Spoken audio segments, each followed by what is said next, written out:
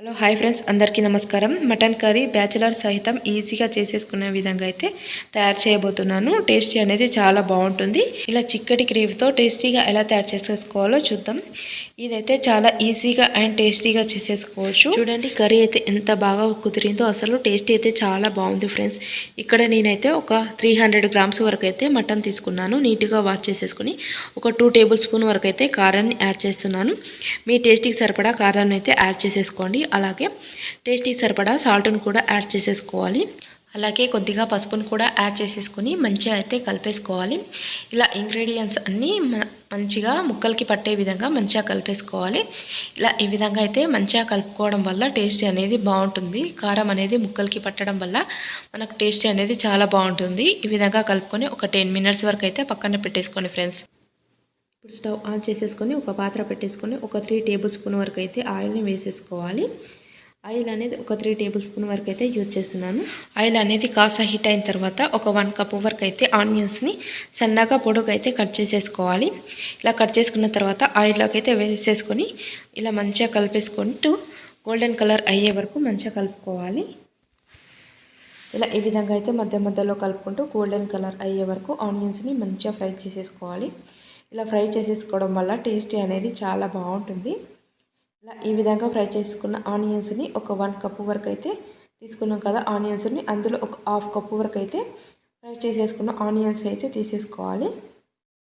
ఇలా fry onions తీసుకోవడం వల్ల మనం వీటిని అయితే మిక్సీ పట్టేసుకుంటాము. గ్రేవీ అనేది చాలా మంచిగా చిక్కగా వచ్చేసింది. ఇలా ఈ విధంగా అయితే మనం ఒక 1/2 కప్ వరకు అయితే ఫ్రై ఆనియన్స్ అయితే తీసేసుకున్నాను. మిగిలిన ఆనియన్స్ని ఇలా సైడ్ అనేసేసుకొని ఒక 3 లవంగాలు ఇలాచి వేసేసుకోవాలి. తర్వాత దాల్చిన చెక్క అలాగే సాజీర కూడా వేసేసుకొని ఇలా ఒకసారి అయితే మంచిగా కలిపేసుకోవాలి. తర్వాత కొద్దిగా అల్లం వెల్లుల్లి పేస్ట్ అయితే వేసేసుకోవాలి. ఇలా అల్లం వెల్లుల్లి పేస్ట్ అనేది ఆయిల్లో కొద్దిసేపు అయితే ఫ్రై చేసేసుకోవాలి ఫ్రెండ్స్. ఇలా ఫ్రై చేసేసుకుంటే టేస్ట్ అనేది బాగుంటుంది. ఇప్పుడు ఆనియన్స్ కూడా మొత్తం మంచిగా అన్నీ ఒకసారి బాగా కలిపేసుకోవాలి.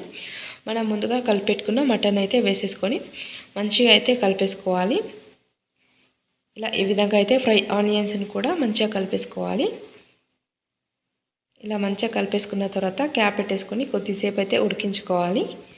ఇలా ఉడికించుకోవడం వల్ల టేస్ట్ అనేది బాగుంటుంది. ఇలా ఆయిల్లో కొద్దిసేపు ఉడికించుకుంటే మనకు కారం అనేది కూడా ఆయిల్లో ఫ్రై అయ్యి టేస్ట్ అనేది బాగుంటుంది. ఈ విధంగా అయితే మంచిగా ఉడికించుకోవాలి. ఇప్పుడు మనం ముందుగా తీసి పక్కన పెట్టేసుకున్న ఫ్రై ఆనియన్స్ ఒక మిక్సీ జార్లో వేసేసుకొని అలాగే ఒక టమాటా ముక్కల్ని కూడా వేసేసుకొని చిన్న ముక్కలుగా అయితే కట్ చేసేసుకొని మిక్సీ అయితే పట్టేసుకోవాలి. ఇలా ఈ విధంగా అయితే మంచిగా ప్యూరీలాగా అయితే మిక్సీ పట్టేసుకోవాలి. ఇలా ఈ ప్యూరీ అనేది మనం మటన్ గ్రేవీ అనేది చిక్కగా రావడానికి మంచిగా సహాయపడుతుంది. ఇలా ఈ విధంగా అయితే మటన్ అనేది కొద్దిగా ఉడుకుతుంది. చూడండి ఫ్రెండ్స్, ఈ విధంగా అయితే ఆయిల్ అనేది కాస్త పైకి తేలి మటన్ అనేది చాలా మంచిగా ఉడుకుతుంది. ఇప్పుడు ఇలా ఉడికిన తర్వాత మనం ముందుగా మిక్సీ పట్టేసుకున్న పేస్ట్ని అయితే వేసేసుకోవాలి. ఇలా ఫ్రై ఆనియన్స్ పేస్ట్ అలాగే టమాటాలు కూడా వేసుకున్నాం కదా. కొద్దిసేపు అయితే ఇలా ఆయిల్లో అయితే ఫ్రై చేసేసుకోవాలి.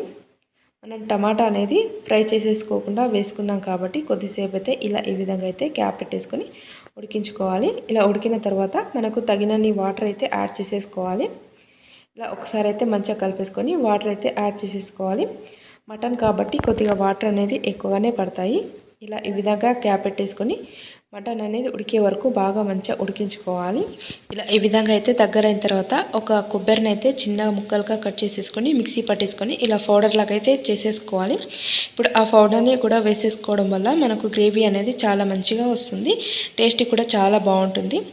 ఇలా కొబ్బరిని కూడా వేసేసుకున్న తర్వాత క్యాప్ పెట్టేసుకొని కొద్దిసేపు అయితే ఉడికించుకోవాలి ఫ్రెండ్స్. కొబ్బరి అనేది ఇష్టం లేని వాళ్ళు గసగసాలనైనా వేసేసుకోవచ్చు. ఇలా ఈ విధంగా అయితే దగ్గరైన తర్వాత కొత్తిమీరను చిన్న ముక్కలుగా కట్ చేసుకొని వేసేసుకోవాలి. అలాగే గరం మసాలాను కూడా వేసేసుకొని మంచిగా కలిపేసుకొని సర్వ్ చేసేసుకోవడమే ఫ్రెండ్స్. ఈజీగా అండ్ టేస్టీగా నాన్ వెజ్ అనేది చేసుకోరాని వాళ్ళైనా సరే ఇలా ఈ వీడియో అయితే చూడండి. చాలా ఈజీగా టేస్టీగా చేసేసుకోవచ్చు. వీడియో నచ్చితే లైక్ చేయండి ఫ్రెండ్స్. అలాగే మీ ఫ్రెండ్స్ అండ్ ఫ్యామిలీ మెంబర్స్కి ఈ వీడియోని షేర్ చేయండి. మీరు కూడా ఒకసారి ట్రై చేసి ఎలా వచ్చిందో మర్చిపోకుండా కామెంట్ అయితే చేయండి ఫ్రెండ్స్. చూడండి ఎంత బాగా కుదిరిందో. చాలా పర్ఫెక్ట్గా చాలా మంచిగా కుదిరింది. ఇలాంటి టేస్టీ వంటకాలు కావాలంటే మా ఛానల్ని సబ్స్క్రైబ్ చేసుకోండి. వీడియో ఫస్ట్ టైం కనుక చూసినట్లయితే సబ్స్క్రైబ్ చేసుకొని పక్కనే ఉన్న గంట సింబల్ని ప్రెస్ చేయండి.